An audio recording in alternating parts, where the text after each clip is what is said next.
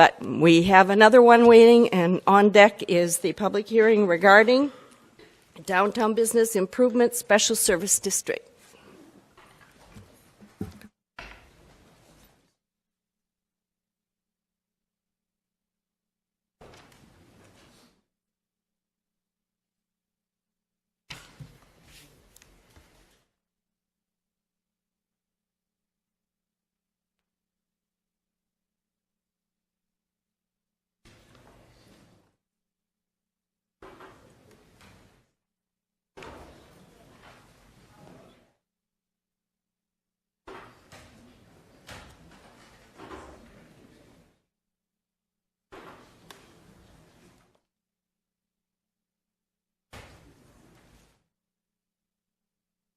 Mr. Kotke? Oh, sorry. I think everybody's been... Excuse me, Madam Chair. Very quietly, we're ready to go on item 2, Downtown Business Improvement Special Service District. Thank you, Madam Chair. We have 3 presenters this morning, and we'll start out with Mike Kennedy, who is our Director of Transportation and Maintenance Repair, to do the staff presentation, and then I believe we have Betsy Buckley here with who's the interim president of the Downtown Council, and then Robin Hennessy was going to speak real briefly before the public hearing, just to clarify both the process and the appeal process. So, thank you. Good morning, Mr. Kennedy. Morning, Madam Chair, members of the committee. Mike Kennedy, I'm the Director of Transportation, Maintenance, and Repair for Minneapolis Public Works. We are here before you today for the public hearing on the Downtown Business Improvement Special Service District proposed services and service charges for 2014. I want to quickly make you aware of the fact that the letter that was on the website, published on the website, had a couple of typos in it. We have updated those typos and given you the updated report. And those, just committee members, the typos are in on the recommendation A and B. There's a small number change. Right. There are really no material changes. It's a $10 difference. And there's also one clarifying statement that was added as well. Okay. So you have those. That's what I'll be working from. It's important to note that the resolution that was on the website that accompanied this is correct and has the correct numbers on it. So we should be able to move forward with that. So, on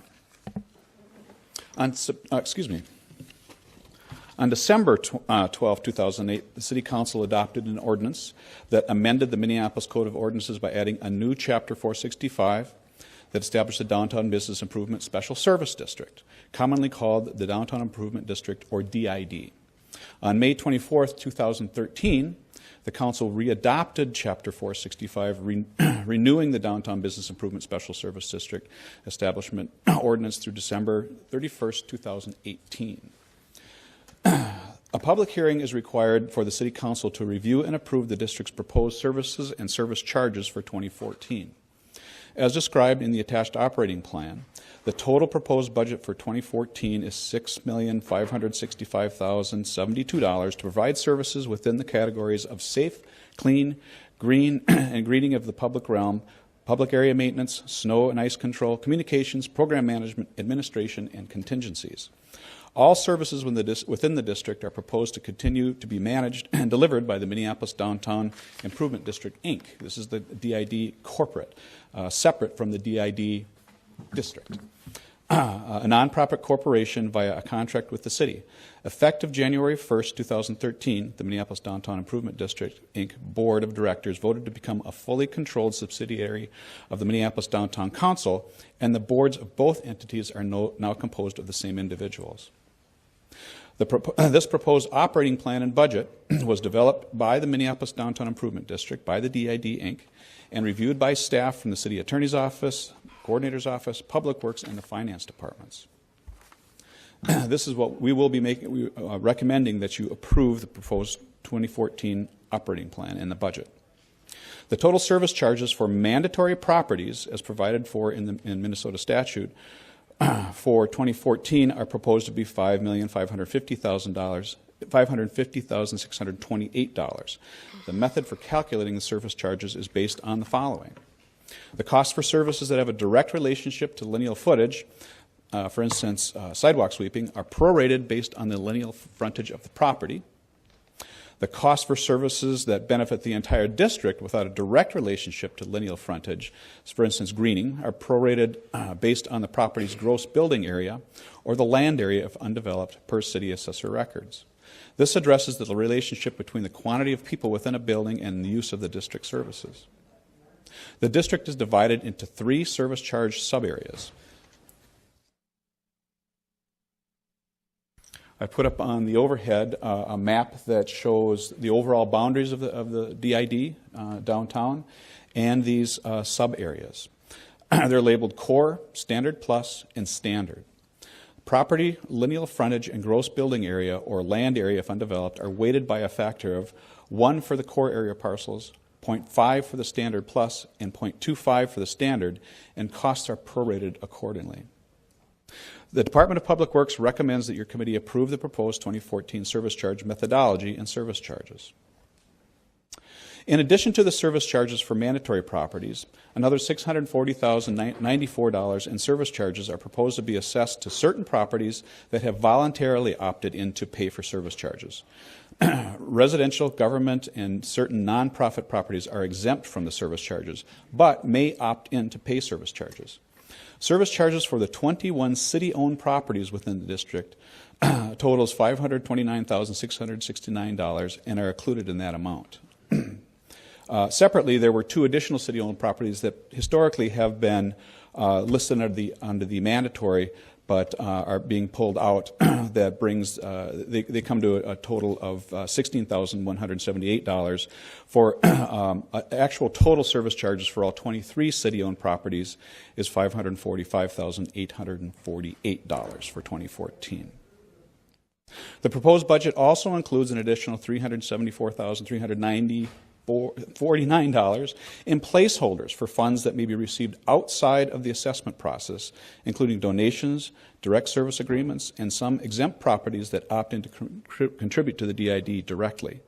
Included in this amount is a $314,349 placeholder for a petitional direct contribution from Hennepin County for its 9 properties within the district, as well as a placeholder for another $60,000 for other non-service charge revenue.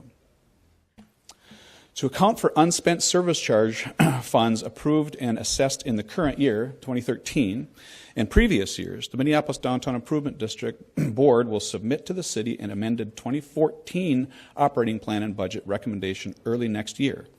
This amended operating plan and budget recommendation will then be presented to this committee for its review and approval in April of 2014. Previously, when we adopted the ordinance back in May, there was also a staff direction that directed staff to negotiate and execute an amendment to the contract with the DID that includes the following provisions: district entity board and committee meetings to be noticed and open to city staff and district ratepayers, and submission of a business plan for the city for review and approval. The business plan should outline governance, financial management, service implementation, procurement management, public realm management, and ratepayer engagement, and be submitted for review by the city when the district substantively changes one of its policies.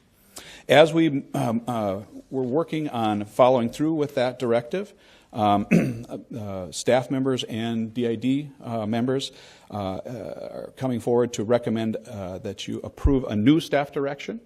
The Department of Public Works recommends that we approve the staff direction regarding negotiating and executing an amendment to the city's contract with the Minneapolis Downtown Improvement District, Inc., that provides for the following: allow for an annual meeting between the DID, ratepayers, and city staff to help inform the DID's budget decisions. Clarify the city's role when making decisions related to district contracts, district rate calculation, and district boundaries, and require a review of business practices that are deemed critical to the execution of the contract. So that concludes my report, our report. Our recommendation today, then, is passage and summary publication of a resolution for the Downtown Business Improvement Special Service District. A, approving the operating plan, which includes special services and budget cost estimates in the lump sum total of $6,565,072 for 2014. B, approving service charges and the list of service charges or assessments in the lump sum total of $6,190,723 for 2014. Directing the City Clerk to transmit certified copies of the list of service charges to the Hennepin County Auditor. Directing the City Engineer to proceed with the work. And approving a new staff direction regarding negotiating and executing an amendment to the City's contract with the DID. That concludes my report. Before I introduce Betsy Buckley from the DID, does the committee have questions for me? Committee members have any questions? Just to clarify, Mr. Kennedy, the recommendation as written down in E, it's summarized as approving a new staff direction regarding negotiating and executing an amendment to the city's contract. Is that intended to be the amendments summarized on the previous page under new staff direction on DID contract amendments? Yes, Madam Chair, that's correct. Okay, thank you. And when will, and this may be a question for the city clerk rather than you, but I want to ask it now, another one of the actions, and this happens every year, is that the city clerk transmits the certified copies of the list of service charges to Hennepin County Auditor. When does that happen? Madam Chair, the due date for that this year is December 2nd. December 2nd. That's when they are due. Okay. Because the normal due date of November 31st falls on a weekend, so it's kind of like tax day. They give us a break. Okay. Thank you very much, Mr. Kennedy. There are no other questions. With that, I would Ms. beg your indulgence I'd like to introduce Betsy Buckley, Interim CEO for the Downtown Council, and she will give a presentation on behalf of the DID.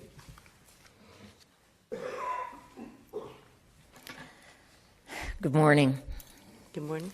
Madam Chair, members of the committee, my name is Betsy Buckley. I am here today in my role as interim CEO and President of the Downtown Improvement District and the Minneapolis Downtown Council. For the record, our offices are at 81 South 9th Street. I stand before you today to request approval of the DID's 2014 operations plan and budget. The Minneapolis Downtown Improvement District was formed to raise the standard of care and behavior in downtown, making it cleaner, safer, greener. Every activity of the DID is designed to ensure that the 120 blocks of our downtown offer a more welcoming and consistent experience for those who work, visit, shop, entertain, and live here. The Minneapolis DID is one of more than 1,000 downtown business improvement districts in the United States. At least one exists in virtually every one of the top 50 largest cities in the country. Services provided in each downtown improvement district by design and indeed by legislative requirement are supplemental to those provided by the municipality. Hence the mission to be cleaner, safer, greener, and consistently more welcoming. The thinking that birthed the DID in 2008 came from a broad base of downtown property owners and committed business leaders who worked thoughtfully to develop a fair formula to pay for those services. That formula is based, as Mr. Kennedy has just stated, on the size of the exterior boundaries of the property, the amount of inside space, and the level of pedestrian concentration. Every property owner is charged using this formula. This particular year marks the 5th year of the Minneapolis Downtown Improvement District. During the spring and early summer, after sending out formal materials to every property owner, DID staff went block to block, parcel to parcel, seeking another 5-year reauthorization for the DID as required. Less than 3 months ago, petitions requesting that the city renew the district were signed by property owners representing more than 60% of the total proposed service charges, nearly 2.5 times the 25% required to move forward. The DID process for determining the budget from which assessments flow is a year-long effort. For 2014, the DID Budget and Operations Committee, made up of property owners and managers inside the district, committed themselves to a zero increase budget. The document before you shows a budget amount of $6,565,062, which represents a slight decrease from 2013, while maintaining a continued quality of service delivered. In particular, the recommended operations plan and budget continues the ambassador program at the same high quality level of service that we recognize today. The recommended operations plan and budget maintains a focus on our SAFE initiatives, including a continued investment in the Downtown 100, as well as increasing our support of the related 18 to 24 part of the Downtown 100, and other crime reduction and crime prevention support. The recommended operations plan and budget increases the greening and public realm budget slightly to further expand greening in the warehouse district. And finally, the 2014 operations plan and budget dedicates funding to the safety and maintenance of district sidewalk and fixture repairs, which, as you know, are undergoing a little decline. The Operations and Budget Committee has historically dedicated 5 of its monthly meetings to set the budget and plans for the coming year, culminating in a recommendation to the DID Board of Directors in July, and then their approval is forwarded to the city after the city's approval generates notification to the property owners about this hearing. Prior to the hearing, the DID has always hosted an informal open house. We hear from advocates and even adversaries that the DID has made a major positive impact on downtown Minneapolis' safety, cleanliness, greenness. Virtually from everyone, we hear that those 3 components, augmented by the ambassador's incredible service, have created a welcoming spirit that results in constant feedback. Minneapolis has a great downtown.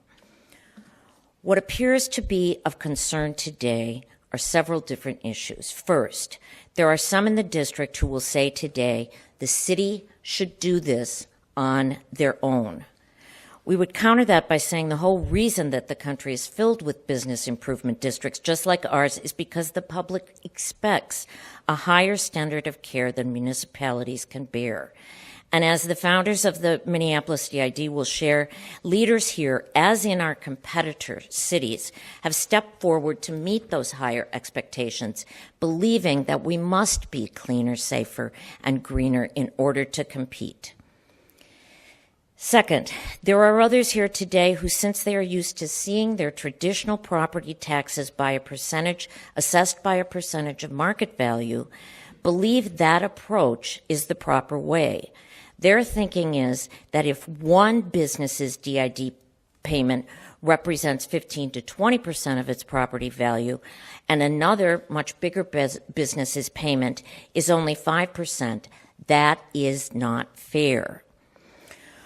We want to make clear that the way our DID and the primary way that most other downtown improvement districts calculate specific parcel fee is based on how the services are provided.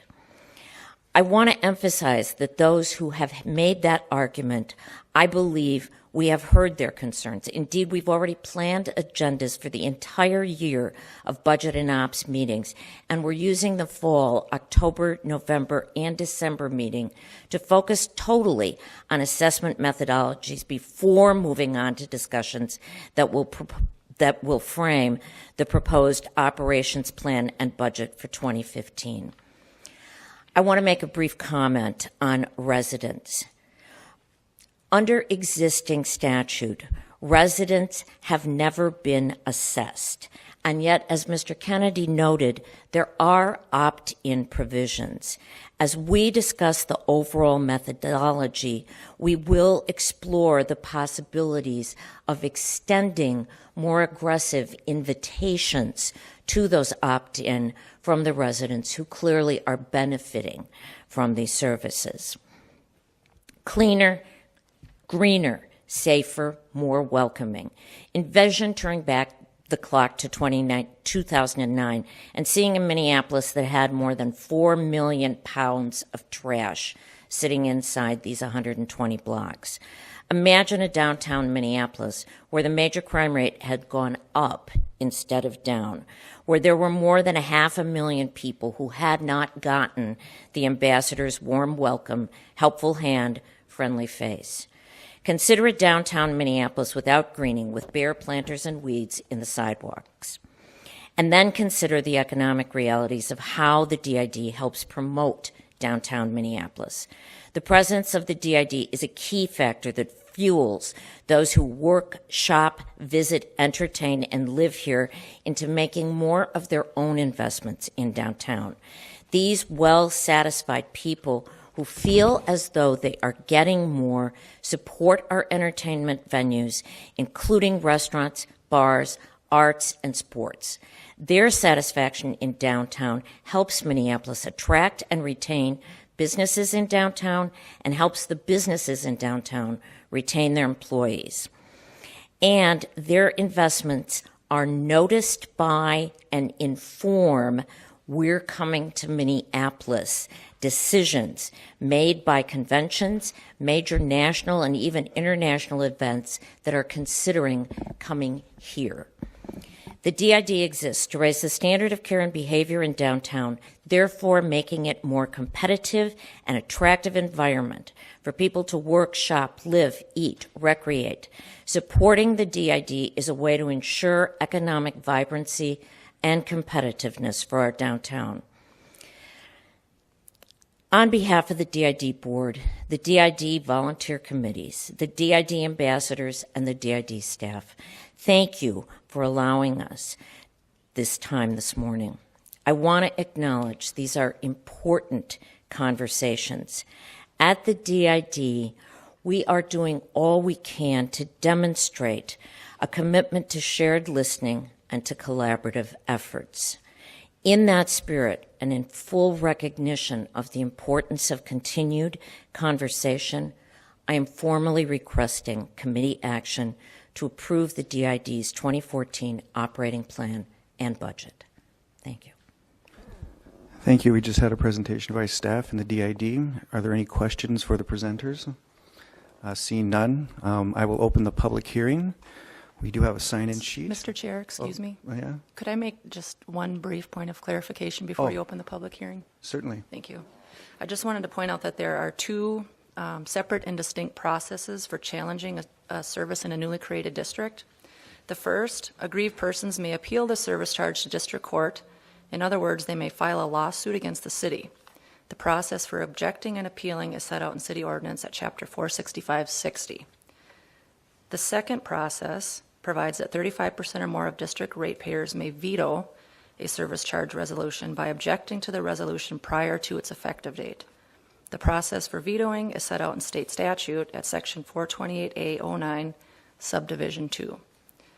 Either or both of these processes can be implemented. Thank you for that clarification, and I think it just raises one question for further clarification, if you will. What if there's a petition that is successful? What is the net result of that, and what would be the repercussions and remedy to reverse that outcome? Mr. Chair, committee members, if a successful veto is achieved, then the statute provides that a district can't be created this year. So we'd have to start over again with the process next year. Thank you for that clarification. I'll return the chair. Okay. Where are we, Mr. Chair? We are just about to open the public hearing. Thank you. And I believe you have the list. I do.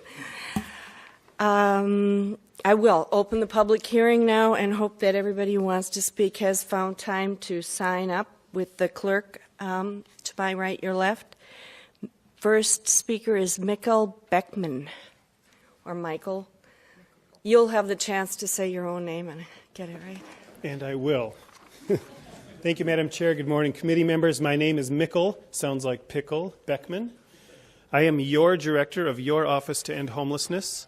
Our office is charged with leading and coordinating your 10-year plan to end homelessness within the city of Minneapolis and Hennepin County. And I'm just really pleased to be here this morning to speak on behalf of the importance of our partnership with the DID and the work we have accomplished to carry out several of the key elements of the 10-year plan to end homelessness that the City of Minneapolis has really taken a lead charge on. The City of Minneapolis has been the lead entity that has really tried to tackle eliminating street homelessness, especially in downtown Minneapolis, but throughout the city. Street homelessness, for those who aren't aware, is Mr. Beckman, I apologize. I should have said this before Ms. Buckley spoke. Because there are a lot of people, again, who want to speak, please try to keep your comments brief. I will. Thank you. And that was really for everybody, not just you. Sorry. Yeah. So street homelessness is those people who are living outside unsheltered in Minneapolis. That's one of the primary accomplishments to date that we've tackled, is that we have eliminated street homelessness by 51% since the beginning of our efforts. And the DID has really been a key partner in that plan. They have acted as a funder to St. Stephen's Street Outreach, as a trainer, as a convener. They've brought together all the essential partners from the business community, the faith community, people downtown, the social service network, and we are really making great progress. I'm pleased to report that our quarterly point-in-time count of people living outside has now, for the first time ever, as of July, dropped below 150. So no longer are we talking about hundreds and hundreds, but 148 folks. Within sight is the time in the near future where we're actually going to get below 100.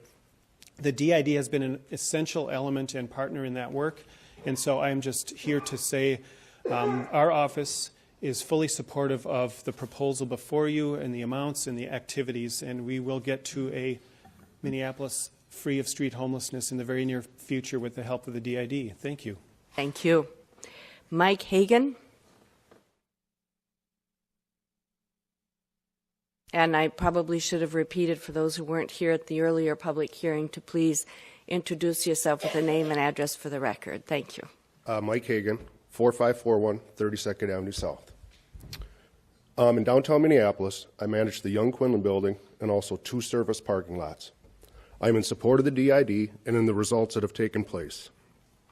I feel it is important to realize that when we think of the DID, that not only do we have a downtown Minneapolis that is cleaner, greener, and safer, but that their presence increases the perception of a positive and safe experience for all of our downtown workers, visitors, and residents.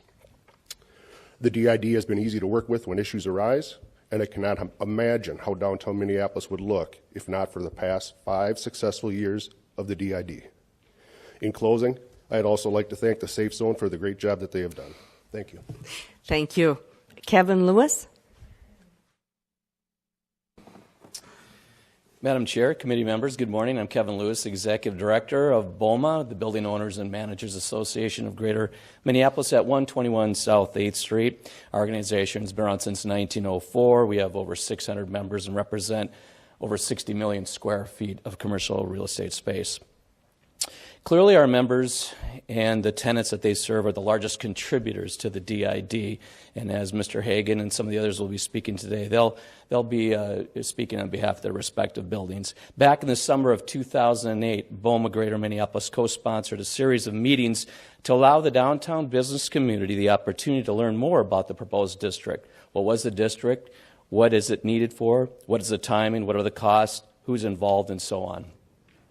At the conclusion, BOMA created a statement of support for the proposed downtown improvement district, supporting the concept, which included a few conditions: written agreement with the city as a baseline services currently provided by the city, and assurances that those services will not be replaced by service paid by the district. Management of district fully vested in a private sector board whose composition is satisfactory to BOMA, with authority to approve service levels and budget. Management board to have authority to hire staff and competitively contract for services, and is not subject to the city procurement or employment rules, and so on. Let's fast forward 5 years later.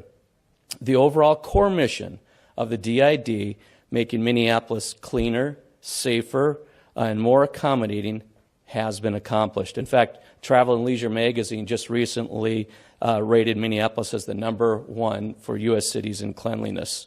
All of these qualities are extremely important factors to our building owners and the management firms that look to retain their current tenants and also to bring in new tenants to Minneapolis. I'm not here to offer judgment on the current funding model of the DID.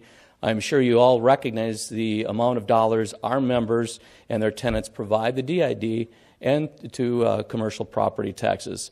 I'm simply here to state we believe the fundamental goal of the DID has been reached for all of downtown Minneapolis. Thank you. Thank you. Al Swintek. Good morning, Madam Chair and committee members. My name is Al Swintek. I work for CenterPoint Energy, and our headquarters are located at 800 LaSalle Avenue, downtown Minneapolis. CenterPoint Energy has been serving the city of Minneapolis for over 140 years. As I mentioned, our headquarters are downtown. We're currently in the process, in fact, of acquiring and moving our headquarters from our current location to the Neiman Marcus building, where we'll be adding another 50 or so, mostly union employees. We currently have 285 in our existing location, so we'll be bumping over 300. Ensuring a safe, welcoming, friendly environment for those employees is important, and we believe that the Downtown Improvement District helps to do that. The idea of safe, clean, green is very nice for our employees, and for those reasons, we really would encourage the committee here to approve and support the Downtown Improvement District plan and budget. If I could make one last comment, even though our Minnesota headquarters are here in downtown Minneapolis, our larger corporate headquarters are in Houston, Texas.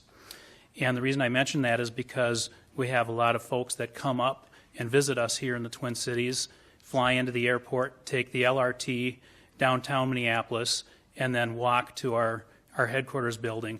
They love visiting Minneapolis, and I think one of the reasons they love it so much is because of the friendliness and the cleanliness of our downtown community. So with that, thank you very much. Thank you. That and the train, right? That's right. Chris Dixon.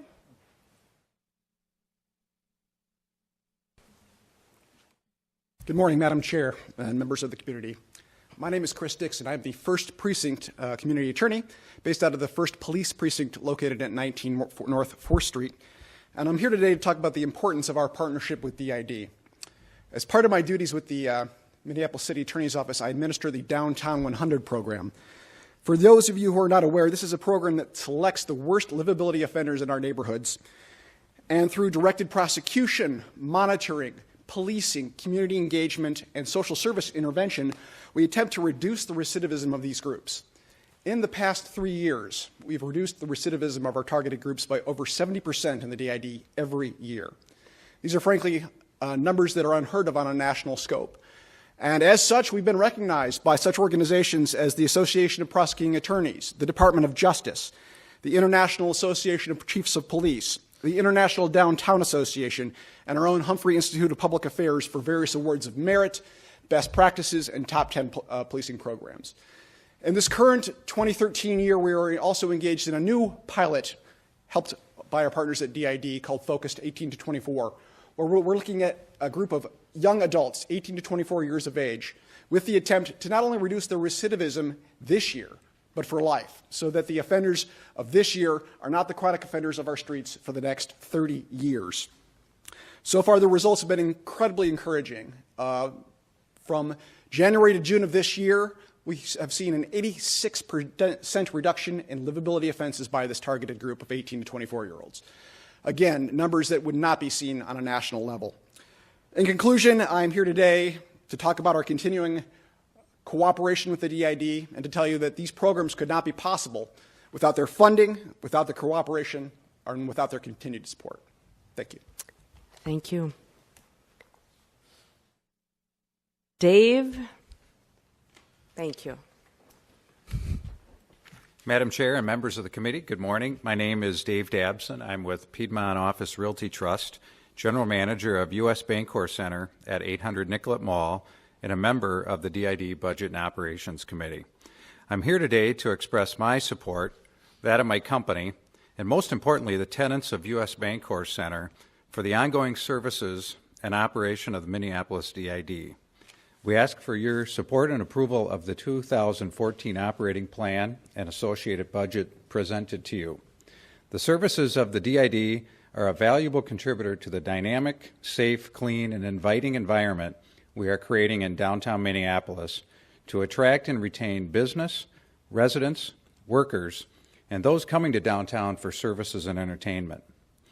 As a property owner, Piedmont expects a return on the investment we and our tenants are making in the DID, and we believe we are getting it. We realize that the assessed fees are utilized throughout the downtown zones in a fashion to create the best overall downtown experience for all, and we are confident in the business-run management model of the DID. Thank you for the opportunity to address you all today. Thank you for being here. Joseph, I'm not guessing at last names this morning. Thank you for coming forward. Joseph DeSenclos from St. Stephen Street Outreach. We're located Thank you. at 333 South 12th Street, and we're here, or I'm here, Madam Chair, to support the DID. We have 7 staff members, and without our partnership with the DID, we would be unable to do our work. We connect with, on average, 1,500 people a quarter, and a lot of our calls come from the DID. And recently, a gentleman came in from Iowa. Within an hour, he was connected to services. So that wouldn't have been done without the help of the DID. Thank you. Thank you for being here. Jim Erickson. That name I could figure out. Madam Chair, members. It has to do with handwriting, folks. That's all. Thank you. I'm Jim Erickson. I'm a new resident of the 7th Ward. I live at 415 Oak Grove Street, having moved there from Ms. Hodges' 13th Ward. So I was well taken care of in both of those wards. I'm giving the clerk some books that I'd like you to use in part of my presentation. I think it'll be helpful, Madam Chair. And I'm going to post on the. Yeah, there we go. Is that? All right. I'll make reference to that too. Madam Chair, members of the committee, I guess I'm here playing the role of the skunk in the garden party. The Downtown Council has done an excellent job of lining up supporters for the DID, and more are coming behind me, I am sure. But I want to tell you that I'm here representing as it says on the booklet that you have in front of you, the Warehouse District Improvement Association. It is our goal to help improve the lot of the Warehouse District, a vital and important part of this DID. And let me speak from that perspective.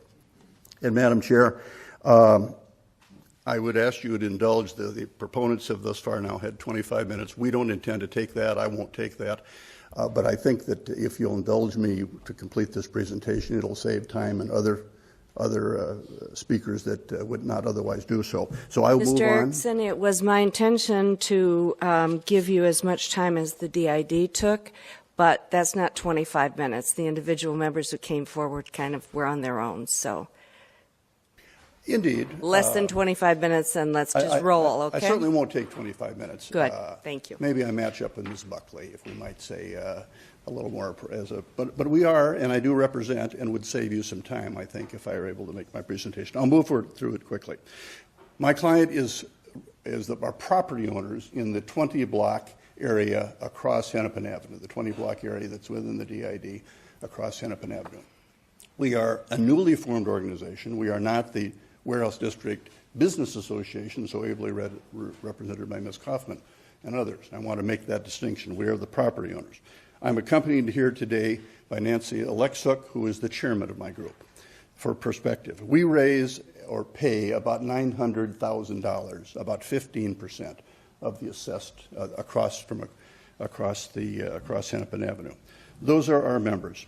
And Madam Chair, I want to specifically recognize you. We see that the initiatives for ratepayer engagement and new staff direction, I know, come directly from you at previous hearings and now. So we thank you for that, and we intend to take full advantage of that going forward. thank you for that direction.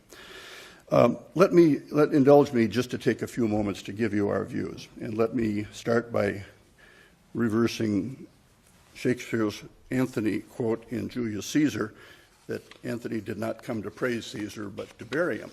We do not come here to bury the DID, but to praise it faintly and ask that significant reforms be in place. Now, we know that's not possible today. I am under no illusion that this committee won't vote 6-0 to approve this assessment, nor I am under any illusion that the City Council won't vote 13-0 on October 4th to approve this assessment. Then the fun begins. As Ms. Hennessy pointed out, there's a process in state statutes, which I'll talk about just briefly in a moment, that allows a significant minority of ratepayers, those that are taxed, to say no. Let's talk about that later on, but I think that the description I'm going to give to you today and the background I'm giving you will help address that issue. A year ago, a group of property owners, not the WDIA, appeared at this podium at exactly this time and made the same objection. You've heard that before. Nothing happened. The assessment was approved. And by the way, I'm going to use the word assessment. I will sometimes use the word service charge because they're interchangeable. And really, they are a tax. You should know that. When these people back here get a property tax statement, it says, here's the property tax, here's the special assessments, and here's your total tax. We're talking about a tax. You can call it a special assessment, you can call it a service charge. Be aware of that. So we appeared, we, not I, did not represent the group, a year ago, and the 2013 assessment went forward with one exception. And this is relevant, and I beg you to pay attention to the relevance of that. A group of property owners objected, brought the suit under the former of Ms. Hennessy's descriptions, and lo and behold, there was a notice defect. And in December of 2000, Mr. Keene, who is here today, represented that group. About $258,000 of assessment was canceled by stipulation. That suit was settled with the understanding that the city would come back and reassess it, which they did, and I'll talk about that in a minute. So you should know that we've been here before, they have been here before, and we're basically making some of the same points. After that had happened, I was contacted to represent the WDAA to help form it so it could have a voice at this table, and that's why we're here today. We went out and organized the property owners in the warehouse district. We surveyed them, and the surveys came back overwhelmingly, I'm going to use the word opposed to the DID, certainly opposed to the assessment. This is the warehouse district. And the overwhelming perception of those members that I represent was that the warehouse district was overassessed and underserved. Hence, the continued appearance at this podium, and I was here before this spring after the group, to raise those points. Now, let me take you through the book quickly because I think it's instructive for what's going to happen not today, but in the next several months, if you will. Tab 1 is exactly after we started that dialogue with the Downtown Council, and I want to thank then President Mark Stingline and now Interim President Betsy Buckley for their willingness to talk to us. We presented them with this position statement, which is on tab 1, page 3 of the book, just so you know where we're coming from, what our requests were. One of those requests has been fulfilled. Ms. Alexic has been put as a member of the Budget Committee. Thank you. We also presented to them a list of some of we thought the disparities that were referred to here, and that's page 2. So we've been at this for a while. Let me just point you to tab 2. Tab 2 is the relevant statute that is going to be in play now in the next 2 months. It's been referred to by Ms. Hennessy. It's there. Under it, the rights of a significant minority to protect themselves from what they believe is an unfair and need of reform assessment are there. I say no more, but I give it to you so you can read it and fully understand it. Let me point you out tab 3. Tab 3 is an example of what can happen under that statute. When the $258,000 assessments that were canceled in the end of 2012 came back through this committee this spring, in April and May, this is the resolution, and you all voted for it, to reassess, you said. It was just an assessment. It wasn't a reassessment. It was a new assessment. Therefore, the notice that's on page 9 went out and said to those people, you can object, you can veto the word of the statute. They did within the time allotted. A letter from Mr. Remarsik, as one of those owners, is included. And guess what? 89.5% of those people objected. And it is our position that that assessment is now invalid under the terms of the statute. Now, I've had a very pleasant conversation with Ms. Hennessy, and there may be a little, the city takes a different position. And we should chat about that, and I hope we can, because I think it's a pathway to some solution. But I want you to know what can happen under the statute in the next 45 days. Actually, before November 22nd, we've been advised by the City Clerk's office that, assuming that you adopt it today, and assuming that it's adopted on October 24th by the full council, and assuming it's published, the 45-day notice goes out. This goes out to all the property owners, and they have until November 22nd to object. I'll talk about what might happen otherwise. Now, you've heard all the people that are here that love the DID, and I'm not here to argue with them, and the DID has a place.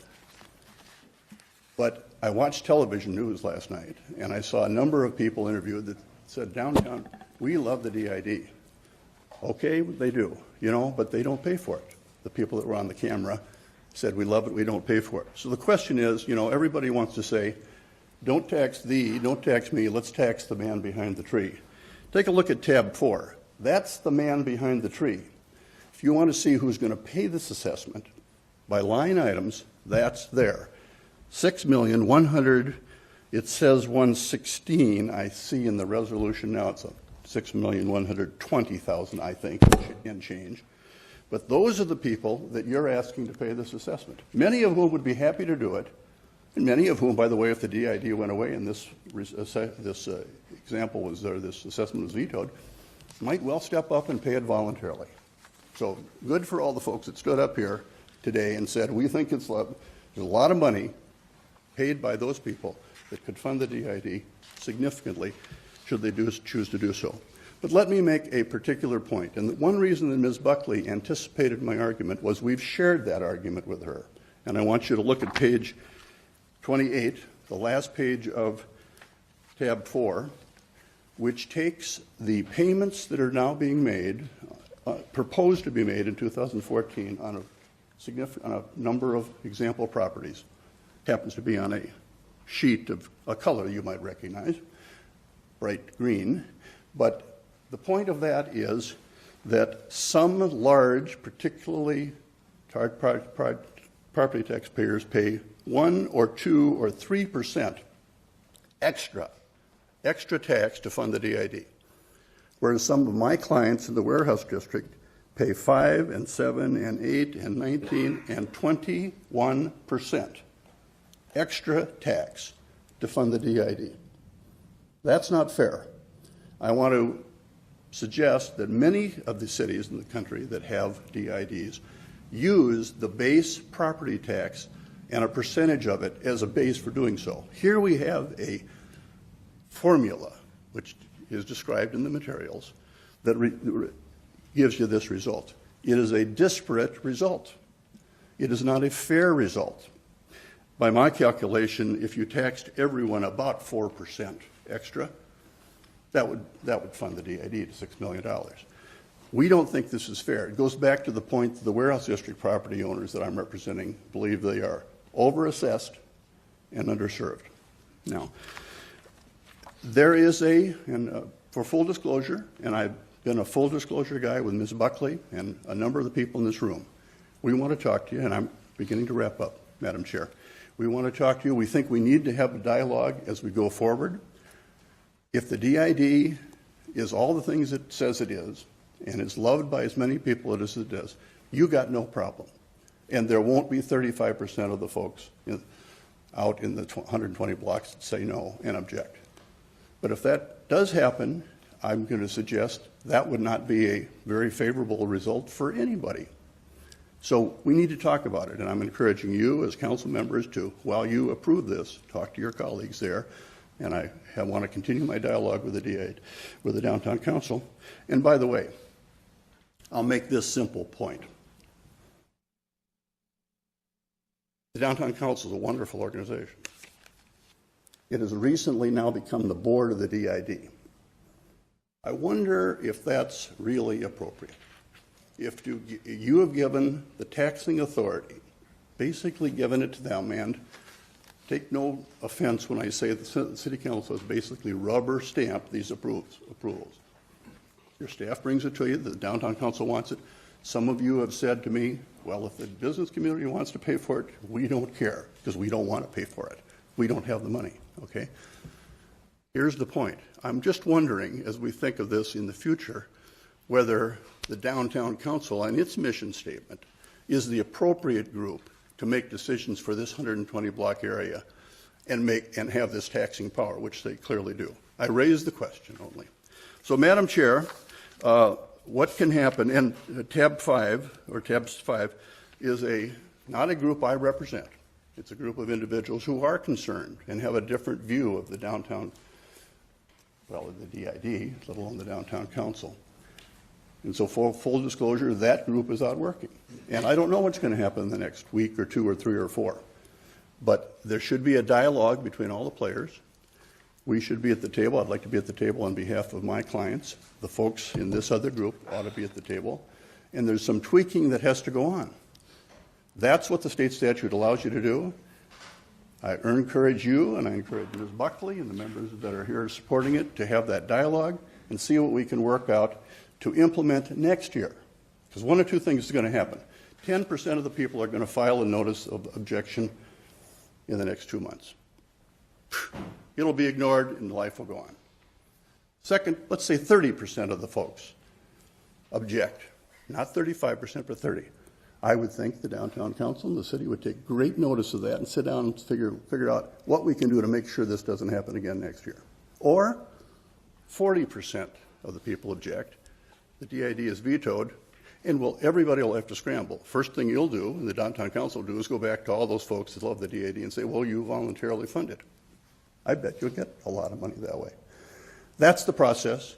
I'm here to give you the roadmap of what can happen, and I'm here to suggest that that would be the elegant way to proceed so that some of the alternatives that are on the table, politically and otherwise, are rendered moot, and everybody can go forward and suggest we have a deal.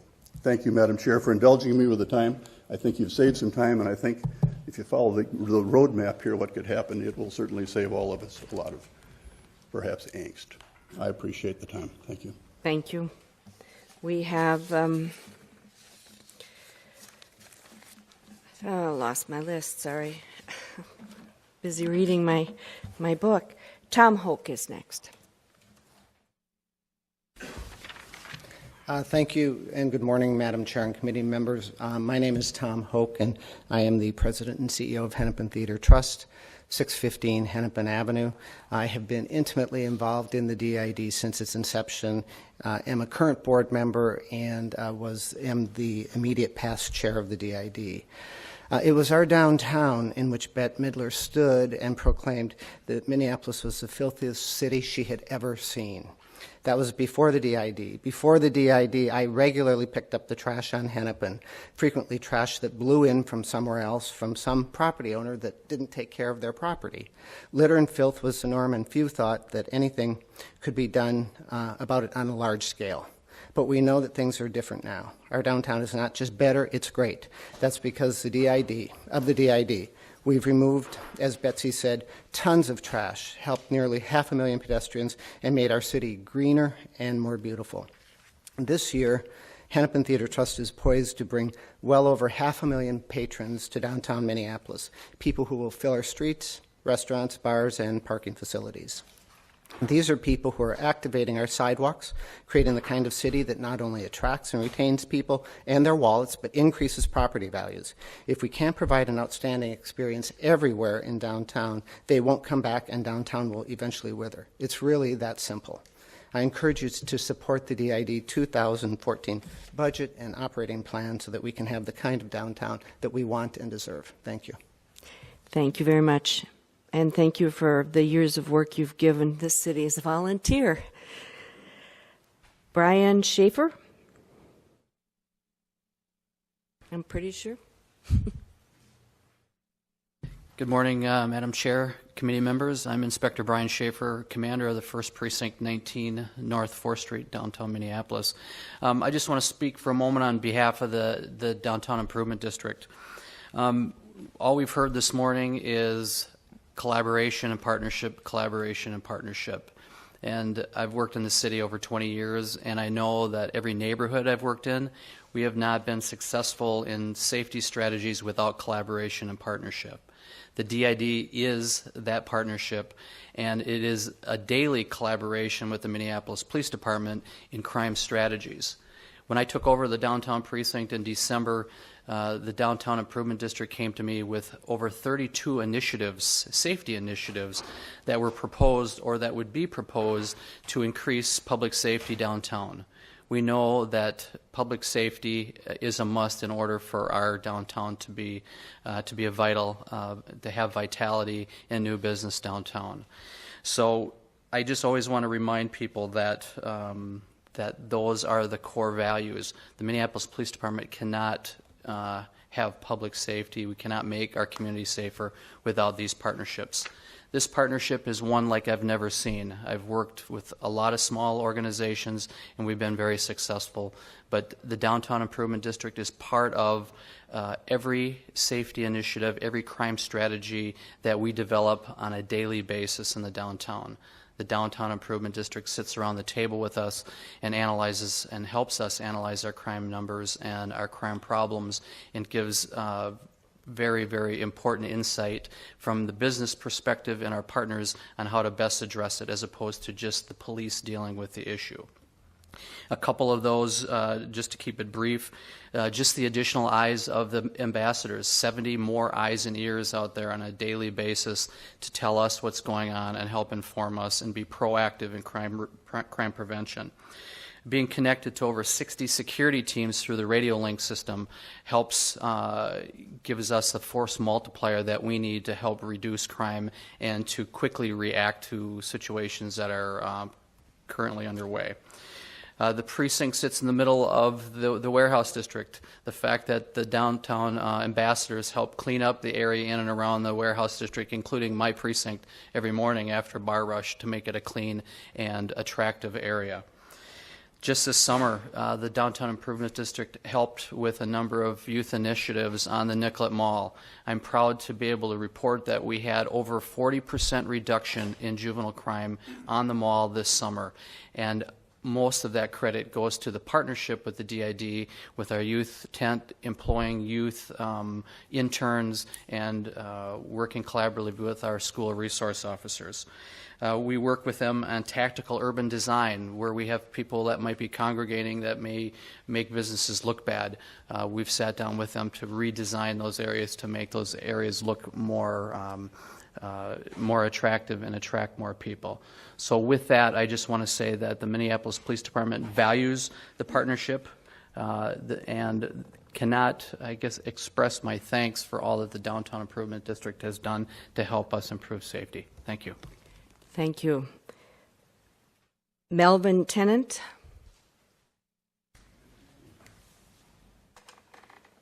And Todd Klingel is next, after Mr. Tennant.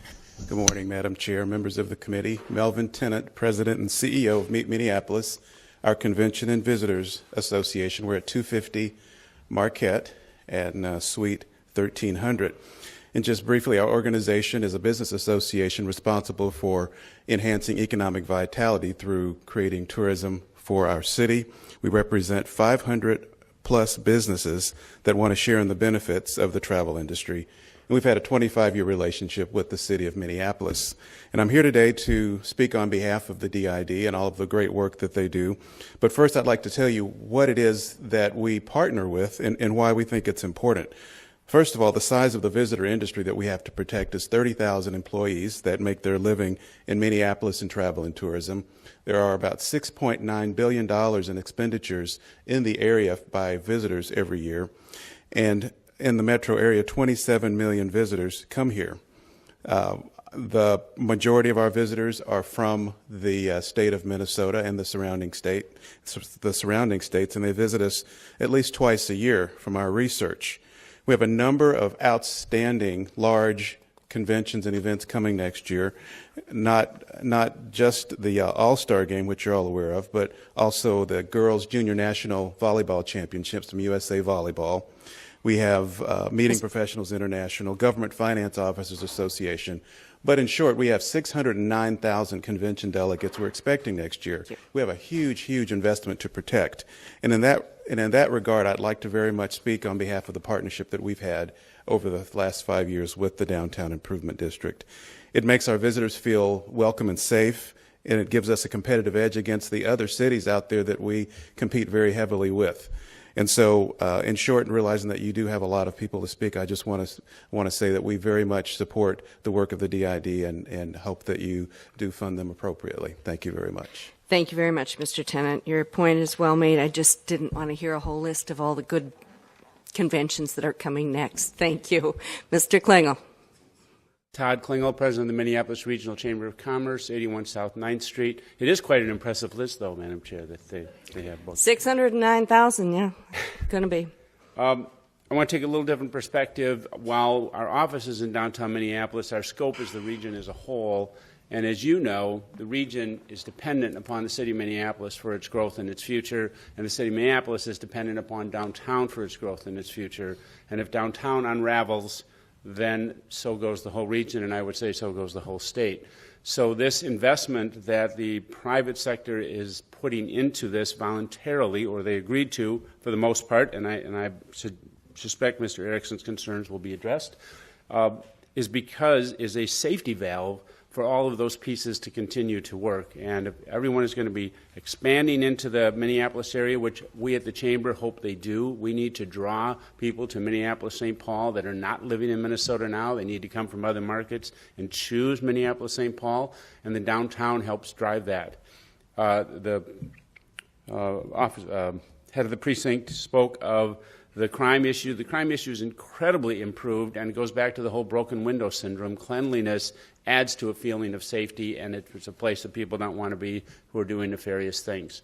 So I just want to give you the broader perspective. I believe that you've selected someone to look at a Nicollet Mall redesign, that you are hopeful that the state will contribute for the first time heavily, maybe $20 million in that.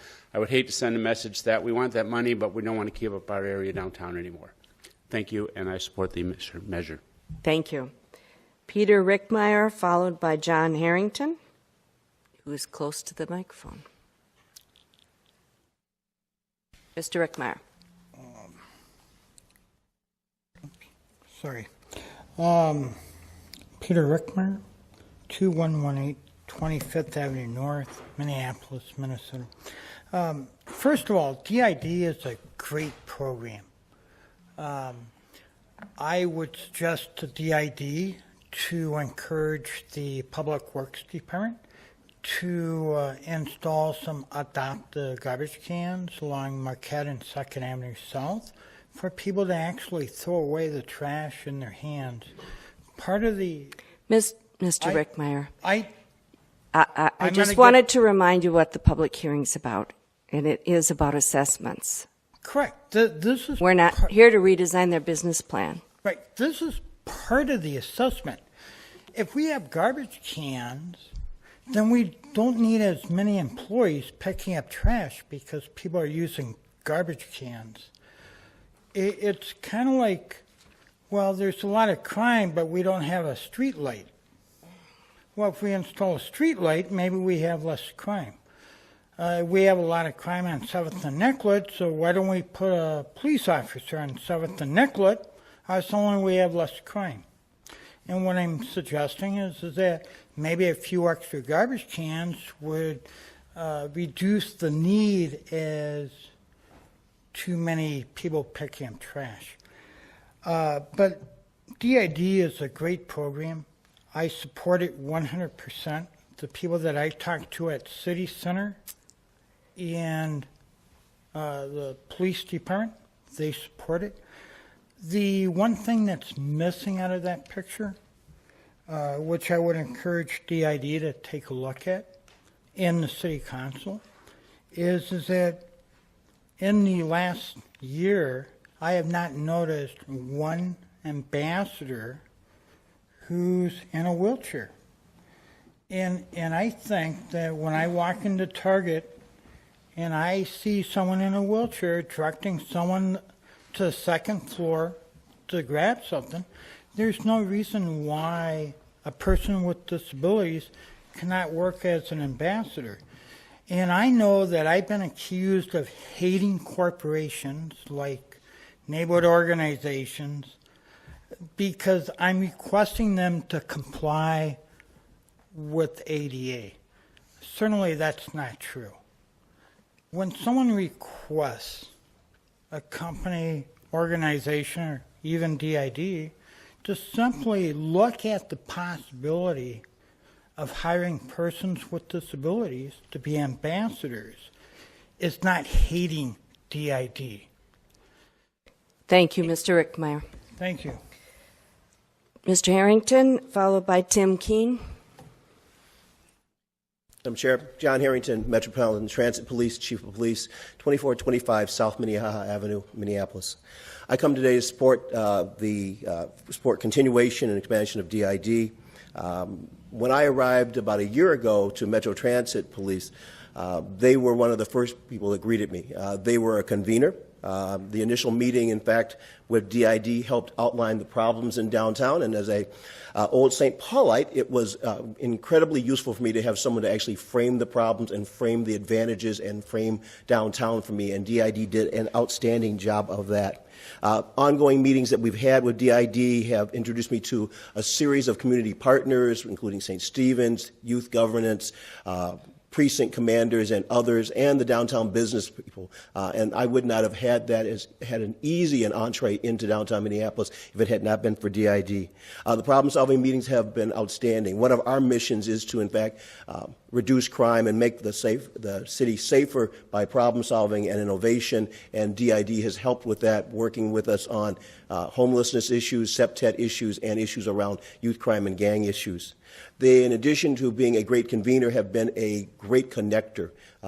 Just the presence of 70 additional ambassadors, which is more than my officers, and I believe Inspector Schaefer's officers combined, when you look at the downtown area, makes the downtown safer. So the connection between my police department, the Minneapolis Police Department, and the ambassadors really are a force multiplier.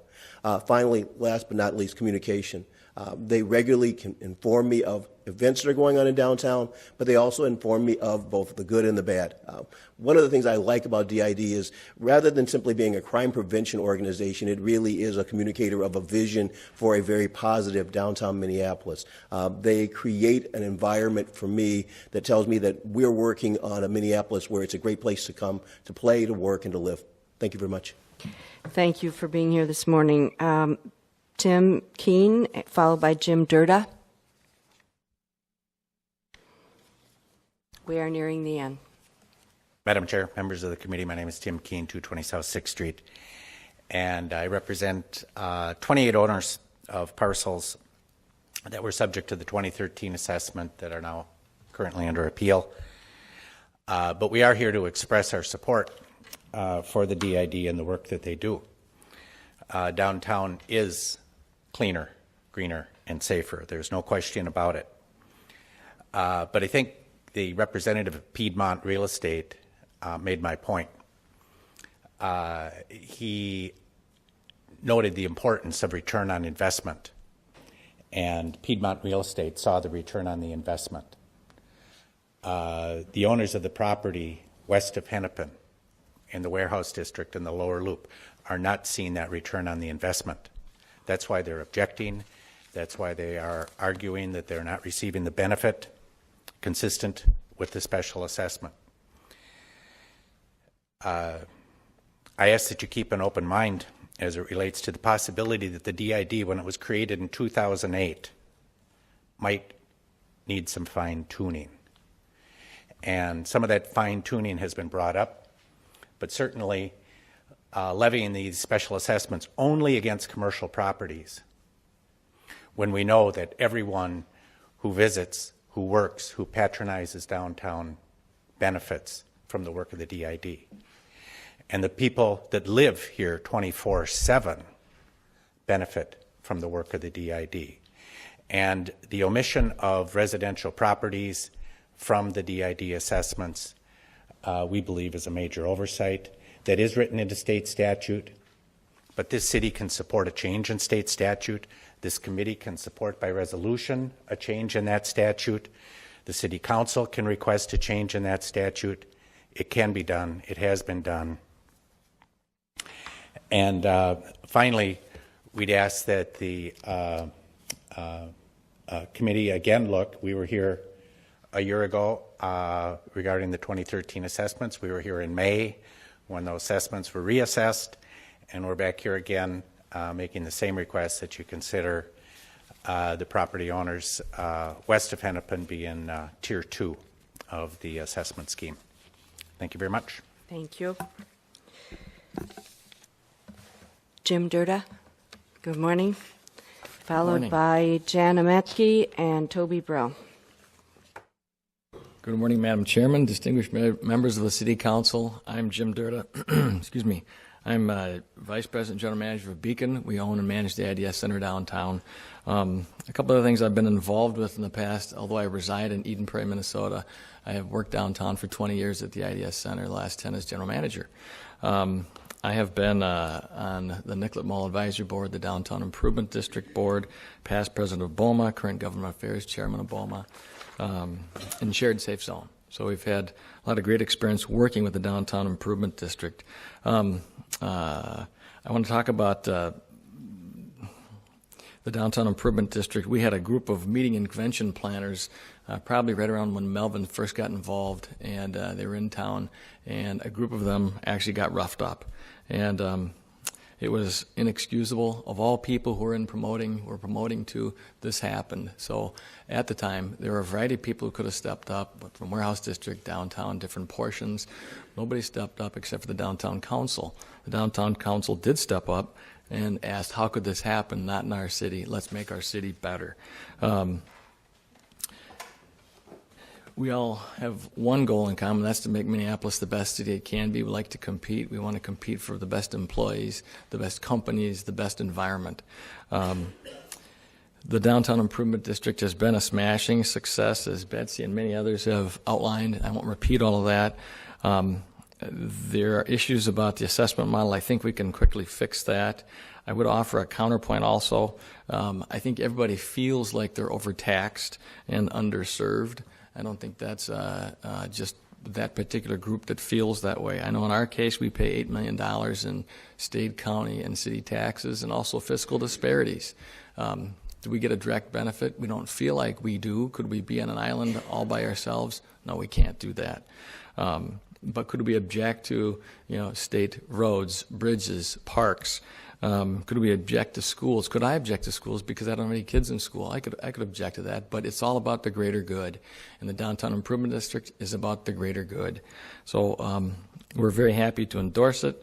I think city government, county government, all of our entities and business are working better today than ever before, as evidenced especially last Wednesday by the Prepare Fair, which was a resounding success, greatly attended, improving communication between business and emergency planners. I want to further endorse the Downtown Improvement District and urge you to vote in favor.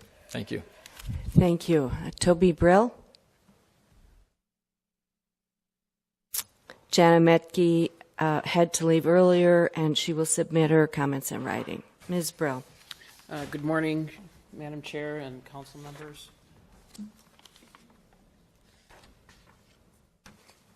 Well, this may be difficult to read. This constitutes the reason I'm here I am one of the only property owners speaking at the podium today. I'm just going to ask those other property owners from the warehouse district to stand so the council can see some of the other attendees who will not be speaking but have filed their objections. Thank you. The reason I'm here, as is stated in the letter of objection, is that the assessment that our property receives does not deliver has a lack of benefit which is stipulated by statute. Last year at this time, I'm sorry, I could not understand that term. A lack of what? The statute for the state of Minnesota requires that an assessment deliver benefit. Oh, thank you. So the purpose of the objection is because the lack of benefit has not been achieved. Last year at this time when I appeared, you received 7 letters of objection. At this point, you've received approximately 50 with respect to the Pay 2014 assessment. Drilling down from the lack of benefit, I think overall what we as property owners in the warehouse district are looking for is to be more in parity with the aesthetics and the contributions that have been made for both the mall, Hennepin Avenue, and Washington Avenue. It is clear that the warehouse district, and particularly First Avenue North, have not been part of the 2025 plan. There is no funding for any aesthetics or infrastructure work there, whereas it is considered a spine of the city per the 2025 plan. As we listen to the presentations today, we have heard an enormous amount of discussion about safety programs down here. It appears to me that the DID has morphed from a program to a consultative, functional office for police work. And if it is serving a consultative function, once it identifies programs, they need to be operationalized and transitioned to the police force. These types of expenses that we as property owners are sustaining are not sustainable in our businesses. Warehouse district properties or historic properties are treated differently in other DIDs. Across the country, that is. This is an example of the contractor that we use in the city of Minneapolis to perform our clean and safe services, block by block. If you look at the map, very few cities other than large major cities use improvement districts by this contractor. And if you drill down even further, Minneapolis is one of the largest DID facilities using the most amount of people and covering the most amount of blocks. Well, I won't be the accountant today, but I will venture to say that drilling down on this, in order to execute the original board to execute its cost shifting mechanism to shift onto smaller properties the burden and expense of the DID program, they had to pan this out among a number of blocks. And I am here to request that this committee not advance the operating plan.